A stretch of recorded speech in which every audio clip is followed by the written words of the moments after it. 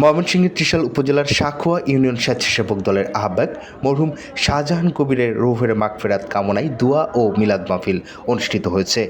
21শে August শুক্রবার বাদ জুম্মা ত্রিশাল উপজেলার স্বেচ্ছাসেবক দলের উদ্যোগে মরহুমের নিজ এলাকা গন্ডখোলা বাইতুল কুরআন নুরানিয়া হাফিজিয়া মাদ্রাসায় এই দোয়া ও মিলাদ মাহফিলের আয়োজন করা হয়।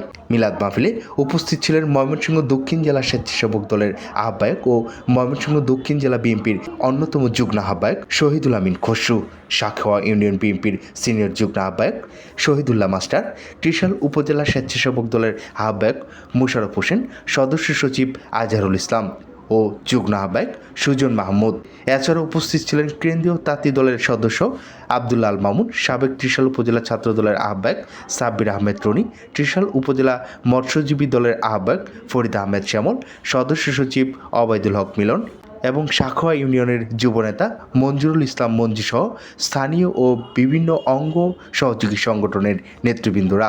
মাহফিলে মরহুম শাহজাহান কবিরের বিদেহী আত্মার মাগফিরাত কামনা করে বিশেষ দোয়া ও মোনাজাত করা হয়। এ সময় মরহুমের পরিবারের সদস্যদের প্রতি সমবেদনা জানানো হয় এবং তার রুহের মাগফিরাতের জন্য মহান আল্লাহ তাআলার কাছে দোয়া করা হয়।